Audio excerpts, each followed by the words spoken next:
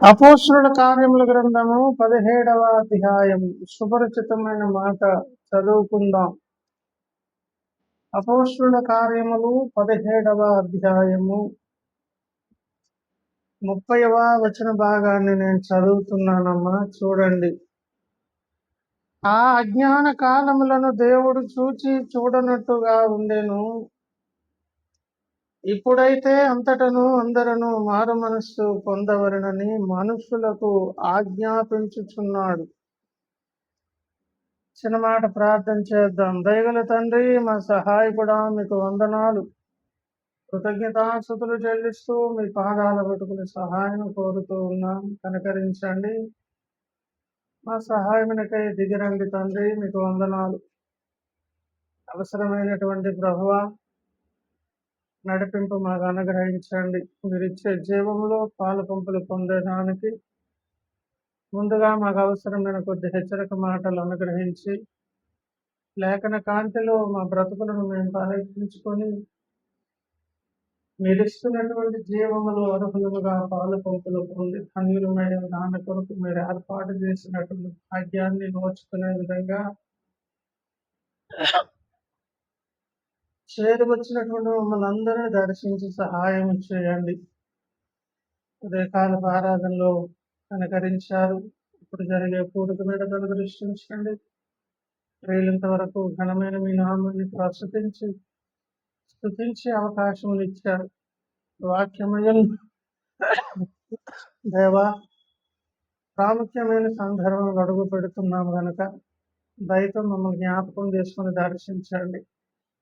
ఈ సమయమునకు అవసరమైన కొద్ది మాటలు చదువుకున్న లేఖనము ద్వారా అనుగ్రహించి మీరిచ్చే జీవంలో పాలు పంపులు పొందినట్లుగా కృప చూపించమని, అలాగే వ్యక్తిగతంగా ఎవరికి వారు స్వపరీక్ష చేసుకునే భాగ్యాన్నిమ్మని ప్రతి విధమైన ఆటంకమును గద్దిస్తున్న సరిగా కోరుతూ దయతో మమ్మల్ని దర్శించి నాకు కనిపించము, మాకు కనిపించము, నాతో మాతో మాట్లాడము, నన్ను మమ్మల్ని దర్శించి మీ జీవము కొరకు సిద్ధపరచమని పరిశుద్ధాత్మ దేవ మీ పాదాలు పట్టుకుంటే నామములో ప్రార్థించి విన్నపాలు స్వతంత్రించుకుంటున్నాం పరమ తండ్రి. ఆమేన్. దేవుని స్తోత్రం. హల్లెలూయా. ప్రియులారా, చదవబడినటువంటి లేఖన భాగమును మనము గమనించినట్లయితే ఒక ప్రత్యేకమైనటువంటి కాల గణన గురించి దేవుడు మాట్లాడుతూ ఉన్నారు. లేదంటే కాల విభజన గురించి మాట్లాడుతూ ఉన్నారు. ఆ అజ్ఞాన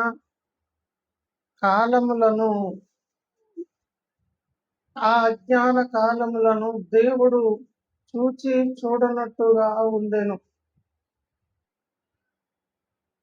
అని అంటున్నారంటే ఇది అజ్ఞాన కాలము కాదని ఒక హెచ్చరిక. మరి అది వరకు ఉన్నటువంటి సందర్భములు ఏంటంటే అజ్ఞాన కాలములు ఉన్నవి. కాంటెస్టబుల్ గా మనం ఆలోచన చేస్తే ఆ 17వ అధ్యాయం అపోస్తలుల కార్యములు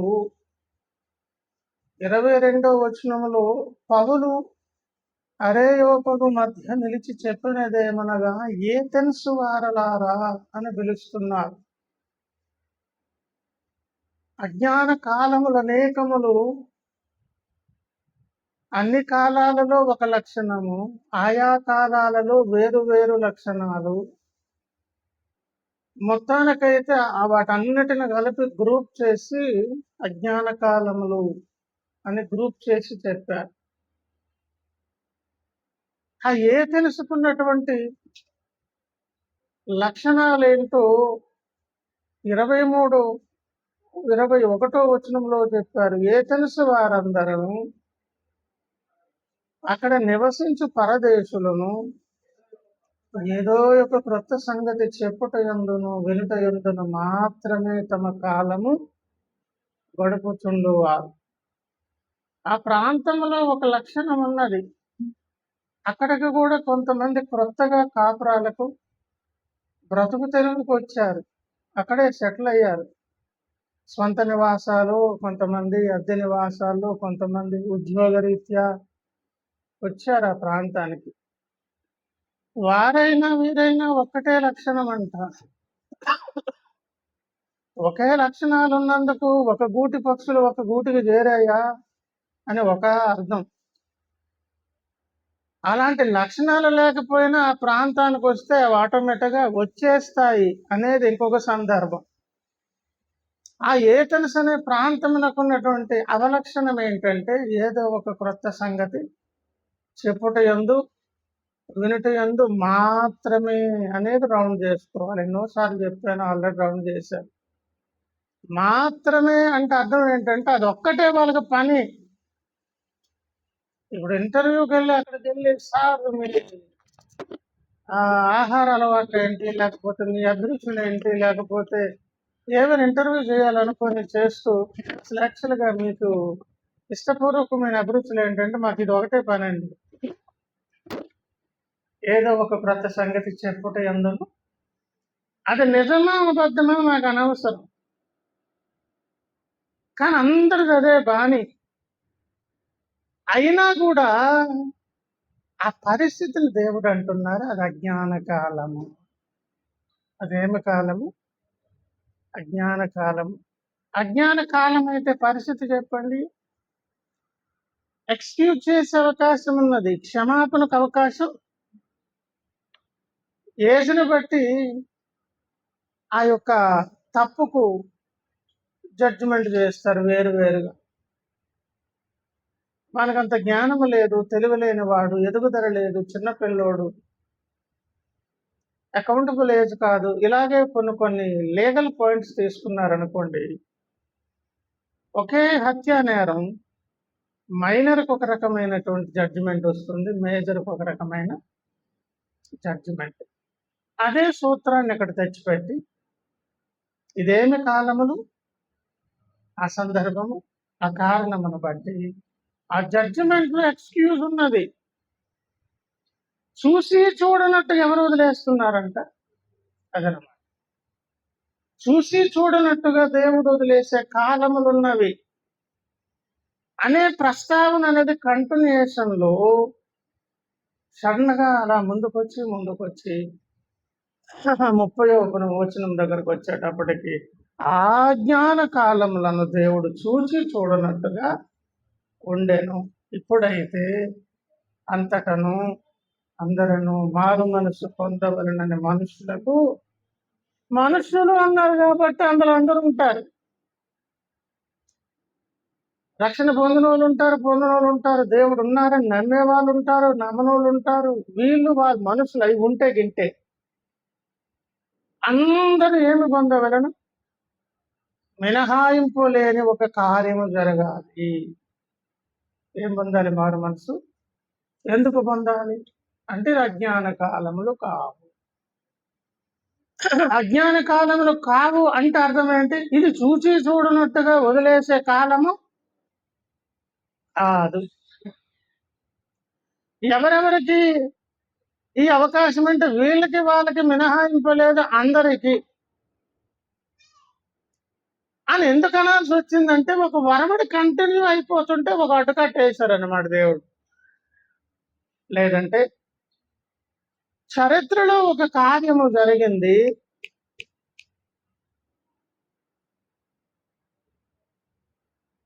అది ఆయా ప్రాంతాలకు వ్యాపించేటటువంటి కార్యక్రమములో పౌలన్న కాలము నాటికి ఆ ప్రాంతానికి ఇది తెలియజేయవలసినటువంటి నిర్ణయ కాలము. మళ్ళీ చెప్పాలా? ఏథెన్స్ వారు అది వరకు ఉన్నటువంటి లక్షణాలతో కొనసాగుతూ ఉండగా అజ్ఞాన కాలం కాదు బాబు, చూసి చూడనట్టు వదిలేసే కాలం కాదు బాబు, అన్నిటినీ పట్టించుకొని పరిగణంలోనికి తీసుకునే కాలం బాబు, అందులో మినహాయింపు లేదు, ప్రతివారు మారు మనసు పొందాలి బాబు అని సడన్ గా చెప్తూ ఉంటే ఇదేంటి మా అలవాట్లకు వ్యతిరేకంగా కొత్త విషయం తీసుకొస్తున్నావు అని అంటే ఆ కార్యం అనేది ప్రారంభము చరిత్రలో ముందు జరిగింది. నిర్ణయ కాలములో ఆ ప్రాంతానికి ఇది అందరం కొరకు దేవుడు నిర్ణయించిన కాలం అది. పౌలన్న పరిచర్య ఏంటి? ఏమండి? బీడుబారిన స్థలాలను, సువార్త ఎరుగనటువంటి చోట్లను ప్రత్యేక దృష్టి శ్రద్ధ పెట్టి పనిచేసే అపోస్తలిక పరిచర్య. ఆల్రెడీ తెలిసిన వాళ్ళకు ఏమండి ఏసంటే ఎరిగినటువంటి వారు కాదు ఆయన పరిచర్య. అంటే తన నామం ఎరగనటువంటి చోట్ల, బీడుబారినటువంటి స్థలాలకు వెళ్ళి పరిచర్య చేయడం. మరి తెలిసిన వాళ్ళ దగ్గర ఏం చేస్తారంటే సంస్కరణ, పునాదులు సరిచేయడం. తెలియని ప్రాంతాలు నూతనంగా పునాదులు వేయడం. కనుక ఈ పరిచర్యలో మెజారిటీ భాగం ఇదే. అన్యజనములకు అపోస్తలుడుగా ఆయన నియమించబడ్డాడు. ఏ తెలుసు అనేది కూడా అది ఎట్లాంటిదంట? 16వ వచనం. పౌలు ఏ తెలుసులో వారి కొరకు కనిపెట్టుకొని ఉండగా ఆ పట్టణము విగ్రహములతో నిండి ఉండుట చూచినందున అతని ఆత్మ పరితాపము పట్టలేక, అంటే ఎవరికి నచ్చింది వాళ్ళు. ఎందుకంటే అదేమి కాలము, ఎవరిష్టమైంది. చూచి చూడనట్టు ఎవరు వదిలేశారు? దేవుడు. కారణం ఏమిటి? ఒక ప్రత్యేకమైనటువంటి కార్యము జరగాలి. ఈ 30వ వచనం అనే దాని పైభాగం ఇప్పుడు చెప్పుకున్నాం. ఏంటది? ఏథెన్స్ అనబడినటువంటి అనుభవంలో ఒక వరవడి నడుస్తూ ఉండగా ఒక ఫుల్ స్టాప్ పెట్టారు. ఎవరిప్పుడు? పౌలన్నగా. అదేంటది? మా అభిరుచులకు, అలవాట్లకు, ఇష్టాలకు, మా యొక్క నైతిక విలువలకు గండి కొడుతున్నారేంటి అని అనుకుంటూ అనే అనే మా మనోభావాలకు దెబ్బ కలుగుతుంది. దెబ్బ మనోభావాలకు గాయం కలుగుతుంది అన్నట్టుగా ఒక వరవడి కట్టుకులు కదా. విషయం కూడా కిందకు వచ్చాక చెప్పారు 31లో. ఎందుకనగా తాను నియమించిన మనుషుని చేత నీతిని అనుసరించి భూలోకమునకు తీర్పు తీర్చబోయేది ఒక దినము నిర్ణయించి, తీర్పు కొరకు ఒక దినము ఉన్నది, దాని కొరకు ఒక వ్యక్తిని నిర్ణయించి ఉంచాను. ఆ నిర్ణయించి ఉంచినటువంటి వ్యక్తి తీర్పు తీర్చే ఒక నిర్ణయకాల దినమును ఏర్పరిచినప్పటికీ దానికి ముందు దీనికి ఆధారము దేనిని బట్టి కలుగజేసెను? మృతులలో నుండి ఆయన లేపినందున దీనిని నమ్ముటకు అందరికీ ఒకటి జరిగింది. ఆ కారణం బట్టి ఒక హోదా అధికారిగా ఆయన ఉన్నారు. దాని కొరకు ఆయన ప్రత్యేకంగా నియమించబడ్డారు. అది జరగబోతుంది. ఆ కార్యము జరిగిపోయింది. ఆ ప్రముఖమైన వ్యక్తి ఎవరంటే యేసునాథుడు. ఎన్నో చెప్పుకోవచ్చు. దాన్ని తీతుకు రాసినటువంటి పత్రిక 2వ అధ్యాయము, తీతుకు రాసినటువంటి పత్రిక 2వ అధ్యాయం 11లో, ఏలైనగా సమస్త మనుష్యులకు రక్షణకరమైన దేవుని కృప ప్రత్యక్షమై, అంటే జరిగిందా? ఇంకా జరగాల్సింది, జరిగిపోయింది. దేవుని కృప ఏమాయను? ప్రత్యక్షమై. ఎందుకు? సమస్త మనుష్యులకు రక్షణ కలిగించేదాని కొరకు. దేవుని కృప ప్రత్యక్షమయ్యను సమస్త మనుష్యులకు రక్షణకరమైన కృప. అది ఇందులో మినహాయింపు లేదు. ప్రతి మనిషికి అవకాశం ఉంది. దాని కొరకు దేవుని కృప. రాత్రి సందేశం కూడా కృపే కదా. ప్రత్యక్షమై రక్షణకరమైన దేవుని కృప ప్రత్యక్షమై మనము భక్తిహీనతను, ఇహలోక సంబంధమైన దురాశలను విసర్జించి దాని ద్వారా ఏం చేయదలుచుకున్న దేవుడు? భక్తిహీనతను తొలగించాలంటే అస్పష్టత తీసివేయాలి.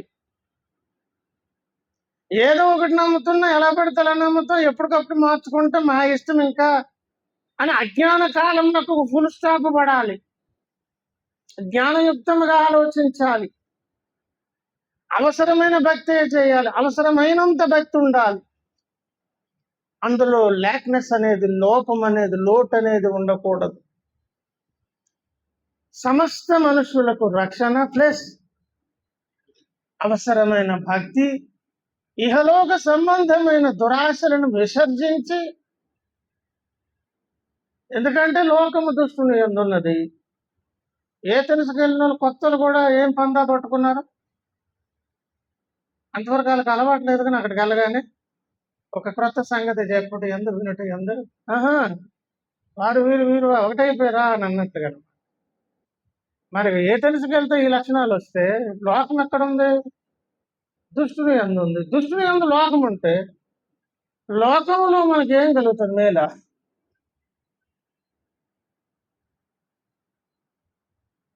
ఇహలోక సంబంధమైన దురాశ. దురాశ అంటే ఏంటో, మన గానిది, మన అర్హతకు మించింది, ఆశించకూడనిది, అసలు అని మనకు సంబంధించినటువంటి ఈ లోకంలో అవే పుట్టిస్తాడు దుష్టుడు. దురాశ గర్భమును ధరించి పరిపక్వమై పాపమును కనగా ఉం? ఆ? దురాశ గర్భమును ధరించి ఉం? దురాశ గర్భమును ధరించి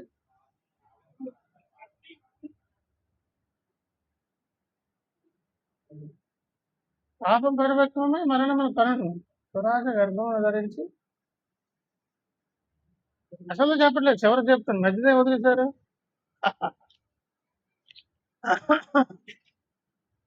రెండు ఆయన లోపలికి వచ్చాడు. అధ్యాయము 15. దురాశ గర్భమును ధరించి పాపమును కనగా. శనిబాబు కరెక్టే చెప్పాడు. పాపము పరిపక్వమై మరణమును కనను. అంటే ఇప్పుడు లోకంలో దురాశలు పుట్టించి దుష్టుడు ఏం చేస్తాడంట? అప్పుడు కంటారనమాట. దేనికంటారు? పాపం. అది పరిపక్వమైన తర్వాత పండు రాలిపోయినట్లు పాపం పరిపక్వమై అప్పుడు ఏమవుతారు? మరణం పాలైపోతారు.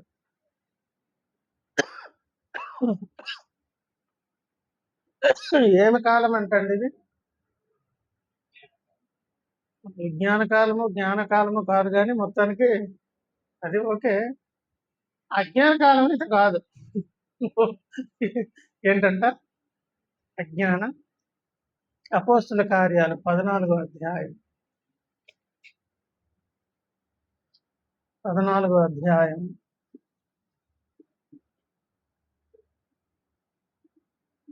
ఆయన గత కాలములలో సమస్త జనులను తన తన మార్గముల యందు నడవనిచ్చెను.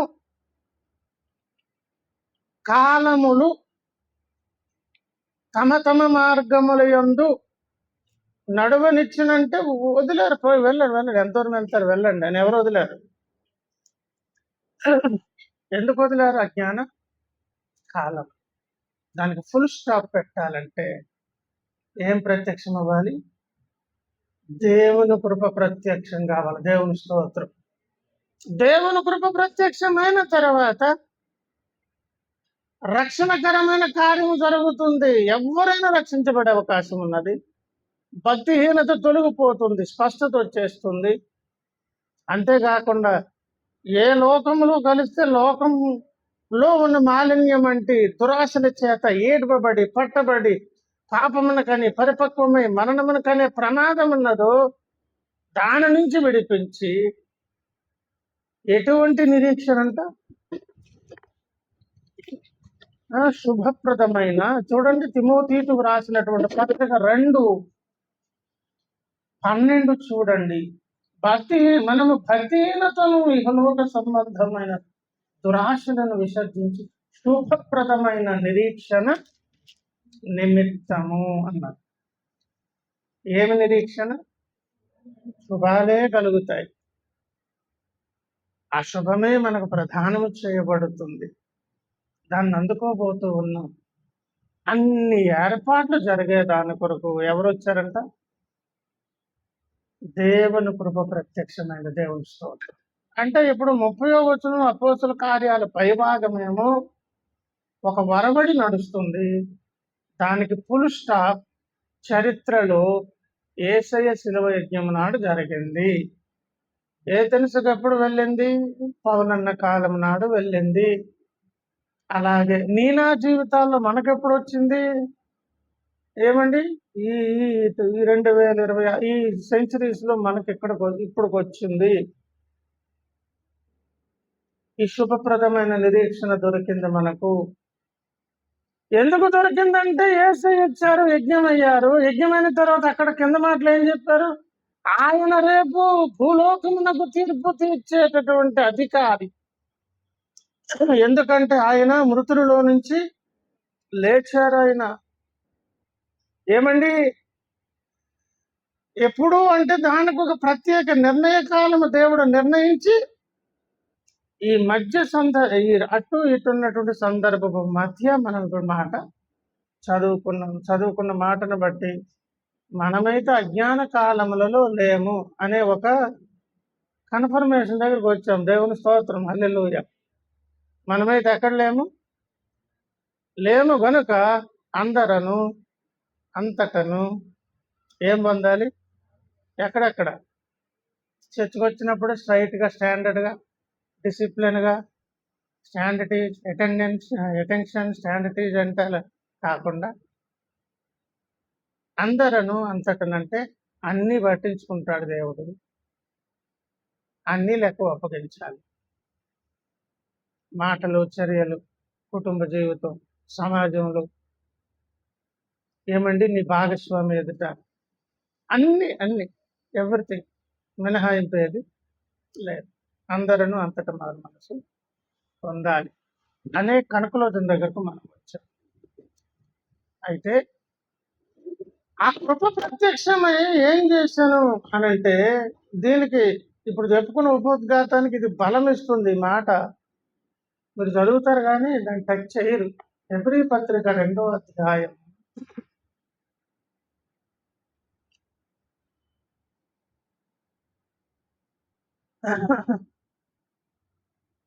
9వ వచనం నేను చదువుతున్నాను.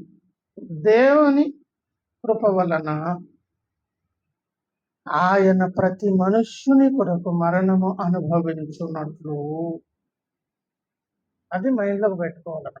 మీరు చదువుతారు కానీ ఇలాంటి టచ్ అవ్వదు. ఏంటంట దేవుని అక్కడేం ప్రత్యక్షమైన కృప ప్రతి మనుష్యుని అంటే మనకు ఆ లూకాసు వార్తలో 100 గొర్రెల కథలో 99 విడిచి ఒకదాని కొరకు వెళ్ళినప్పుడు అక్కడ కూడా ఏంటి ఆ ఒక్క గొర్రె మారు మనసు కోరుతుంది. మిగతావి కూడా చర్చకు వస్తే వెళ్తే కానీ అవసరం లేదు. మేము యథారాజ తదా ప్రజలుగా ఉంటాం. వీళ్ళు ఇలాగే ఉంటారు, ఉండలే అని చెప్పి వీళ్ళని వదిలేసి ఈయన ఎక్కడ ఏమండి పొలాలు వెంబడి పరిగెత్తి ఎక్కడికి వెళ్ళారంటండి? మారు మనస్సు కోరుకునే గొర్రె దగ్గర. చరిత్రలో జరిగినటువంటి యజ్ఞ కార్యక్రమపు ఫలము ఆ మేలు నిన్ను దర్శించినప్పుడు మన లోపల ఆ మారు మనసుకు సంబంధించిన సంకేతాలు ఏమాత్రము కనిపించిన పరుగున ఎక్కడికి వచ్చేస్తారంట? ఆ వచ్చిన ఆయన పేరు ఏంటి? ఎవరైనా దేవుని కృప, అది మర్చిపోవద్దు. ఒక కథ నడుస్తుంది కదా, ఏమి ప్రత్యక్షమైన ఆ కృపే ఇక్కడ అన్నారు అనమాట. దేవుని కృప వలన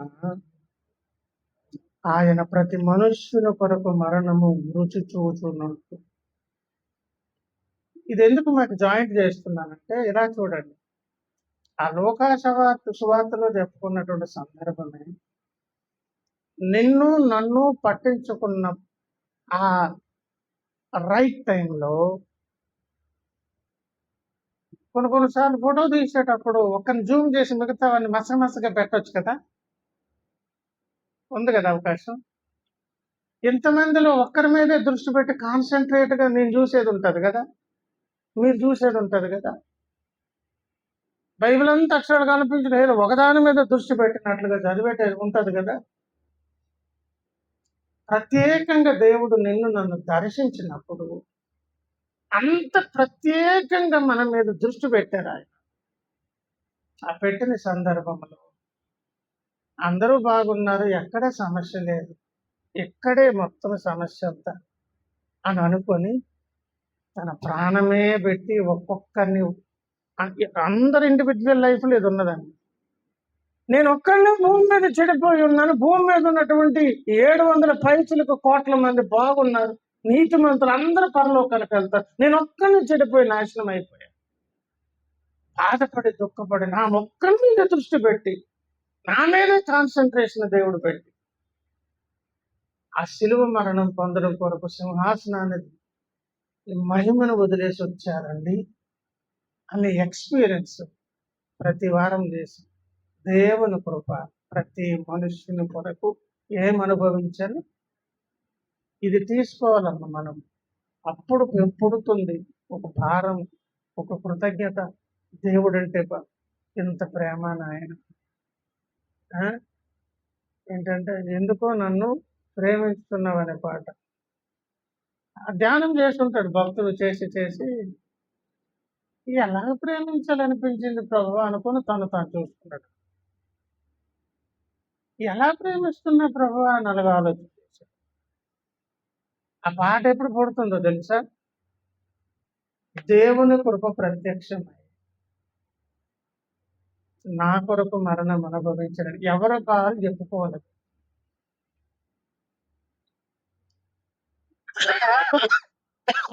అలాంటి కార్యం అనేది ఈ మధ్య కొత్త ప్రయోగాలు చేస్తుంటే ఏదేదో అయిపోతుంది. జింజర్ వాటర్ ఏదో తాగుతున్నాం, అది రకరకాల కెలికి వదిలేస్తుంది. అది సరే పిల్లరా,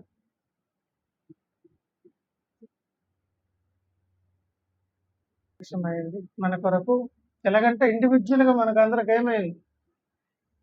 నా కొరకే ప్రాణం పెట్టారు, నా కొరకే ప్రాణం పెట్టారు.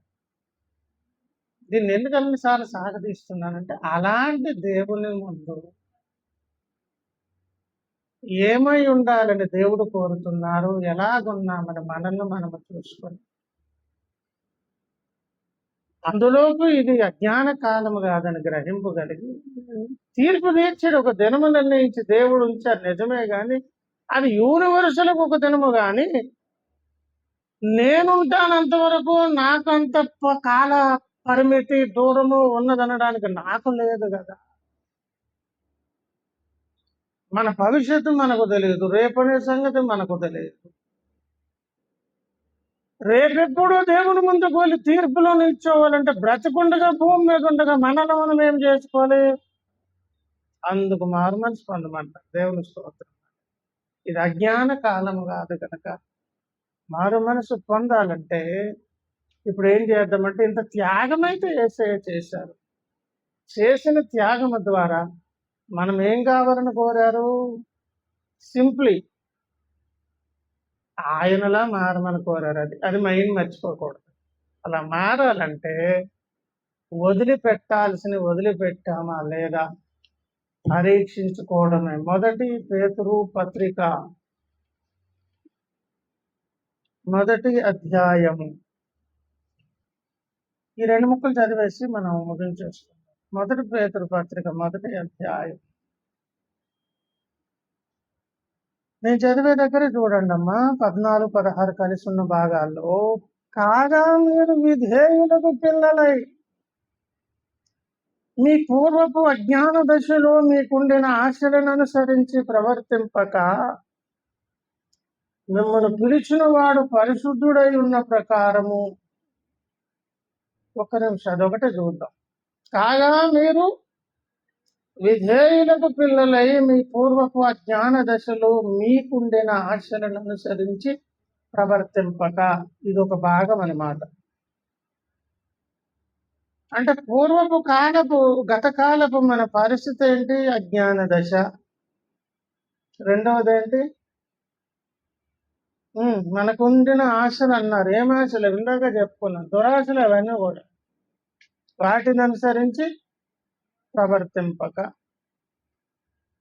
ఈ హెచ్చరిక మనకి ఎప్పుడు ఇవ్వబడింది? అక్కడ ఏథెన్సు వారికి ఆ సందర్భంలో వాళ్ళకి ఎలాగైతే హెచ్చరిక ఇవ్వబడిందో, పర్సనల్ గా నీ నా లైఫ్ లో మనకు కూడా ఈ హెచ్చరిక ఎప్పుడు ఇవ్వబడింది? మనం రక్షణ పొంది దేవునితో సమాధాన పడిన దినం నాడు అక్కడి నుంచి స్టార్ట్ అయిందనమాట కౌంట్ డౌన్. ఇదే పరీక్షించుకోవాలి. ఓహో, దానికి ఏమైనా పూర్వపు లక్షణాలు, ఆ ఆశలు, ఆ జ్ఞాన దశ, అది చూసి చూడనట్టు కాదు కదా ఈ కాలం ఇది. ఎఫెసీలకు రాసినటువంటి పత్రిక, ఎఫెసీ పత్రిక 4వ అధ్యాయము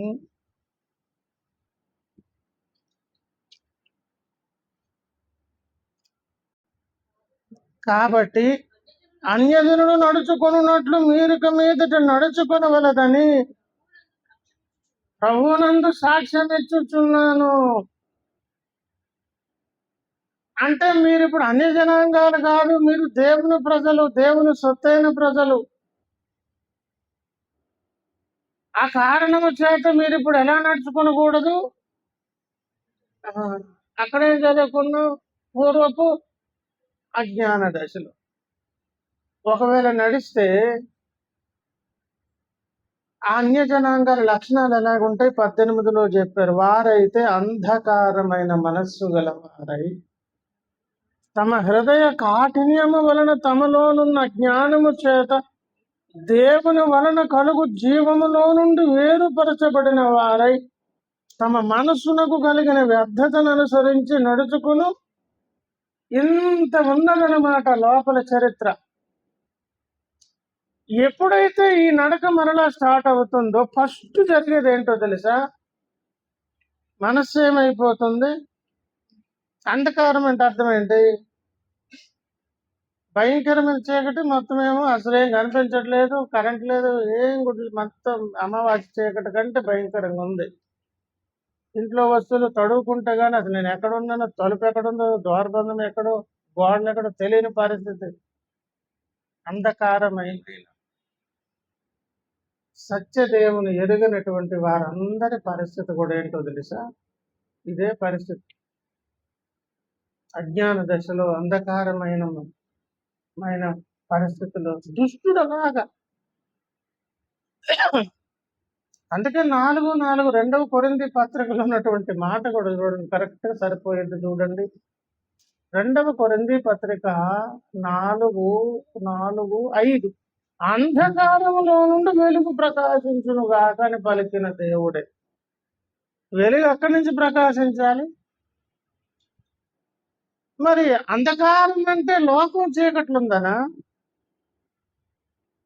లోకము చీకట్లో ఉన్నది. లోకంలో ఉన్నటువంటి మనుషుల లోపల కూడా ఏమున్నది? ఆ చీకటి మామూలు చీకటి కాదు, అస్సలు అది అర్థం కానటువంటి అంధకారమయమైన. మళ్ళీ అలాగెందుకు నడుస్తారు? అలా నడవద్దు అని ఎఫెసీయులతో చెప్తున్నారంటే అర్థం ఏంటో తెలుసా? అలా నడిస్తే మళ్ళీ మైండ్ సెట్ అలాగ మారిపోతుంది. అంత అంధకారమయంగా పరిస్థితి మారిపోతుంది. కొన్ని డిస్కషన్స్ కొన్ని చూస్తున్నప్పుడు ఏంటి ఇలాగ అయిపోయారు అనిపిస్తారు కదా. ఏం దూరుతారు? అంధకారం. ఆ ప్రమాదం ఎప్పుడూ ఉన్నదండి. ఈ హెచ్చరిక ఎవరికి చేశారు? ఎప్పుడు చేశారు?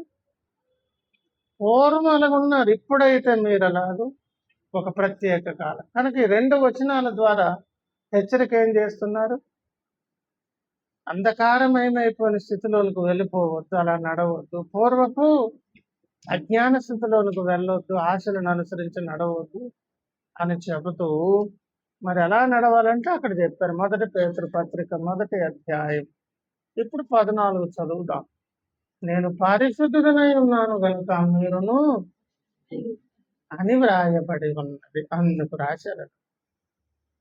అంటే ఇప్పుడు దేవుడు కోరేదేమో ఇది, ఉండకూడనివేమో ఇప్పుడు చెప్పుకుని 2 వచనాలు. తర్వాత మాట 16, మిమ్మల్ని పిలిచిన వాడు పరిశుద్ధుడై ఉన్న ప్రకారం మీరును. ఈ సమస్త ప్రవర్తన అంటే అర్థం ఏంటి? అందరూ అంతటను అన్న దగ్గర చెప్పుకొచ్చాం కదా. అన్ని విషయాలలో సమస్త ప్రవర్తన యందు ఏమై ఉండాలి. ఆ తర్వాత 17 పక్షపాతం లేకుండా క్రియలను బట్టి ప్రతి వానికి తీర్పు తీర్చువాడు తండ్రి అని. అంటే ప్రార్థన చేస్తున్నారంటే ముందు ఆ సంగతి తెలుసు కదా. ఇప్పుడు మనం అపోస్తుల కార్యాలు చదువుకున్న 30వ వచనం పై భాగము కింద భాగము కలిపితే మళ్ళీ ఇక్కడ దొరికింది. ఇక్కడ ఏంటది? మన పూర్వపు స్థితి, ప్రస్తుత స్థితి ఉండకూడనిది ఉండాల్సింది అని చెప్పి 17కి వచ్చి ఏమి హెచ్చరిక చేశారు? పక్షపాతము లేని తీర్పు తీర్చే దేవుని ముందున్నాము అనే భయంకరమైన తీర్పు రేపు అక్కడికి వెళ్ళిన తర్వాత దొరికిపోకుండా ఇక్కడ ఉండగానే మనల్ని మనం ఏం చేసుకోవాలంటే ఈ అవకాశాన్ని సద్వినియోగము. అలా సద్వినియోగం చేసుకోవాలంటే మంచి చెడ్డలు పండు తినినప్పుడు కలిగిన ఒక ఫలితం, లాభం అనలేదు, అందుకే ఫలితం. ఏంట ఫలితం? మంచి ఏంటో చెడు ఏంటో తెలుసు కాబట్టి, మంచి ఏంటో చెడు ఏంటో మనకు తెలుసు కాబట్టి, ఇది ఎల్లగా ఉంది, నల్లగా ఉన్నారు, అది తెల్లగా ఉంది, వీళ్ళు పొడుగున్నారు, వాళ్ళు పొట్టుకున్నారని చూడగానే నువ్వు జడ్జిమెంట్ చేస్తావు కదా. మంచి ఏంటో చెడు ఏంటో తెలుసు అనే ఒక ప్రక్రియ మనకు కలిగింది కనుక మన ద్వారా ఆల్రెడీ ఏమైపోతుంది, చూడగానే ఒక జడ్జిమెంట్ వెళ్తుంది. ఆ జడ్జిమెంట్ని తెచ్చుకొని మన మీద పెట్టుకోమన్నారు. రోమాపత్రిక 2వ అధ్యాయం 1వ వచనం. తీర్పు తీర్చు మనుష్యుడా. మేమెవరికి తీర్పు తీర్చాము, మేమెవరిని ఏమన్నాము అని అనకుండా, అందుకే ముందు ఏమన్నాను, నువ్వు చూడగానే నీకు ఎదురుపడిన సందర్భం బట్టి అది చైరు, ఇదే మొబైలు, ఇది బైబిలు, ఆవిడ తెల్లగా ఉంది, నల్లగా ఉంది, ఆయన పొడుగ్గా ఉన్నారు, ఈయన ఫ్యాటీ ఉన్నారు, ఆయన స్కెల్టన్ ఉన్నారు అని జడ్జి చేస్తున్నారు. అది అయిపోతుంది కదా. అవి ఒకటే చెప్తావా, వీళ్ళు మంచోళ్ళు కాదు, వాళ్ళు మంచోళ్ళు కాదు, వీళ్ళు చెడ్డోళ్ళు, వాళ్ళు చాలా మంచోళ్ళు, వీళ్ళు గొప్పోళ్ళు, వీళ్ళ ప్రార్థన రాదు, వాళ్ళకి అది రాదు, వీళ్ళకి ఇది రాదు. ఇవి కూడా ఏంటి, ప్రతినిత్యం మన ద్వారా ఒక పని జరుగుతుంది. తీర్పు తీర్చు మనుషుడా అనే ప్రక్రియ జరుగుతుంది అని చెప్పి తర్వాత వెంటనే అన్నారు, దేని విషయంలో ఎదుటి వానికి తీర్పు తీర్చుచున్నావో దాని విషయంలో నీవే నేరస్తుడు అని తీర్పు తీర్చుకొనుచున్నావు. ఏదైతే మనం తీర్పు తీరుస్తున్నామో ఇమీడియట్ గా మన లోపలికి చూసుకుంటా అది కూడా మనలో కనిపిస్తున్నామండి. ఆ వికృత పరిస్థితులు, ఆ తిరుగుబాటు, ఆ అవిధేయత, ఆ నిర్లక్ష్యాలు, ఆ మూర్ఖత, ఆ అవిధేయత లేవా మనలో? కనుక ఆ జైల్లో వాళ్ళందరినీ కలిపి ఏమని పిలుస్తారు, ఏమంటే నేరస్తులని పిలుస్తారు కదా. కనుక మనం అందరం కలిపి ఇప్పుడు ఏమై ఉన్నామండి, నువ్వు ఎదుటోడికి తీర్పు తీర్చినా, నిన్ను ఎదుటోడు తీర్పు తీర్చినా, చెడ్డ దొంగ మంచి దొంగ అనుకుని మనలో మనం అనుకున్నా సరే, మనం అందరూ జైల్లో ఉన్న వాళ్ళందరూ నేరస్తులు. కనుక మనం అందరం ఏమై ఉన్నాం, నేరారోపణతో దేవుని ముందుకు వచ్చాం. ఇదే విషయం, ఇది ఎక్కడికి ఎందుకు వచ్చాం, అంతకు ముందు చెప్పారు. ఎప్పుడైతే మీరు అజ్ఞాన కాలంలో దాటి వచ్చారు, పర్సనల్ గా నీవు ఎక్స్పీరియన్స్, కృప ప్రత్యక్షమై నీ కొరకు ప్రాణం పెట్టి నిన్ను రక్షించుకున్నారు, ఆ దినము మొదలుకొని దేవుడు నీలోంచి నాలోంచి ఏం కోరుతున్నారు, పూర్వపు అజ్ఞాన దశలో ఉండక, ప్రవర్తింపక, ఆశలను అనుసరించక, అలాగే అంధకారమైన మయమైనటువంటి మనస్సు కలిగినటువంటి అన్య జనాంగాల వలె దానికి ఒక దిక్కుదోచని స్థితిలాగా మళ్ళీ మారిపోకుండా, ఆ నడక నడవకుండా ఎవరిని పోలు ఉండాలంట, మన రక్షకుడు పరిశుద్ధుడై ఉన్న ప్రకారం మీరును పరిశుద్ధులై ఉండుడి. ఎందుకు అలాగ ఉండాలంటే ఆయనే రేపు తీర్పు తీర్చేదానికి వస్తున్నారు. ఎలాంటి తీర్పు? భూమి మీద తీర్పు తీర్చడం ఒక దినం అని చెప్పి, తీర్పు పక్షపాతం లేనిదని చెప్పి, ఆ తీర్పులో ఉండబోతున్నాం. రేపెప్పుడు మనం దేవుని ముందు దొరకపోకుండా భూమి మీద ఉండగా బయటపడేదానికి ఇచ్చేటటువంటి గొప్ప అవకాశం పేరు మన దైనందిన కార్యకలాపాలలో మన స్థితిగతులను ఎదుటి వారితో ఆపోజిట్ గా ఉన్న వ్యక్తులతో మనకున్నటువంటి వ్యవహారాలు ఒక్కసారి పరీక్షించి కూలంకుషంగా చూస్తే ఒకటి అర్థమవుతుంది. మనం అందరం కూడా నేరస్తులం. ఎక్కడున్నాము? జైల్లో ఉండాల్సినటువంటి వారము. ఇలాంటి వాళ్ళమందరం కలిసి ఇప్పుడు ఎక్కడికి వచ్చాము? దేవుని ఇంటికి వచ్చాము. మనకు ఎవరు నడిపించారు? వచ్చినటువంటి మనల్ని దేవుడు ఏమండి టచ్ అంటే మనల్ని పట్టించుకున్నారు గనక, మనకు అవసరం హెచ్చరిక చేశారు గనక, ఆ హెచ్చరికతో పాటు ఒక ఉపకారం చేస్తున్నారు. ఆ అలాగా రెండవ అధ్యాయంలోనే 3-4 వచ్చు, లేకపోతే 3 నుంచి చదువుతామా? అట్టి కార్యములు చేయు వారికి తీర్పు తీర్చుచు వాటినే చేయుచున్న మనుష్యుడా, నీవు దేవుని తీర్పు తప్పించుకుందువని అనుకుందువా? ఇప్పుడు అందరము నేరస్తులమే వచ్చాము. ఇప్పుడు మనం ఏం చేద్దాం? వాళ్ళు మంచోళ్ళు, వీళ్ళు చెడ్డోళ్ళు, అది ఇది కాదు చెప్పాలి. అందరిలో కొంత మంచి ఉంది, చెడ్డ కూడా. అందరము కొన్ని మంచి పనులు చేసే కొన్ని కనుక అందరము ఎవరి బాగా ఉంది కదా. లైన్ గాయంట్రా 1,00,000 రూపాయలు ఇస్తానంటే ఎలాగుంటుంది పరిస్థితి?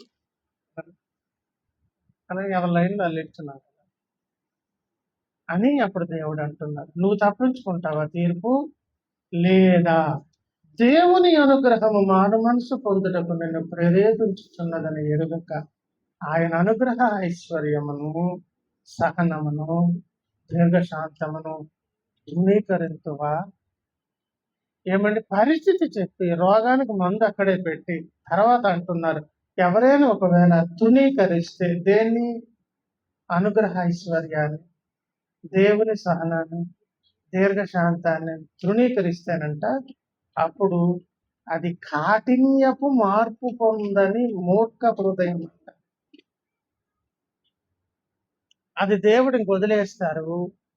అది ఉగ్రత దినము కొరకు ఒకదాని మీద ఒకటి బస్తాలు పేర్చినట్లుగా పేర్చేసి డైరెక్ట్ గా ఎక్కడికి వెళ్ళిపోద్ది? అది తీర్పు దినాలకి.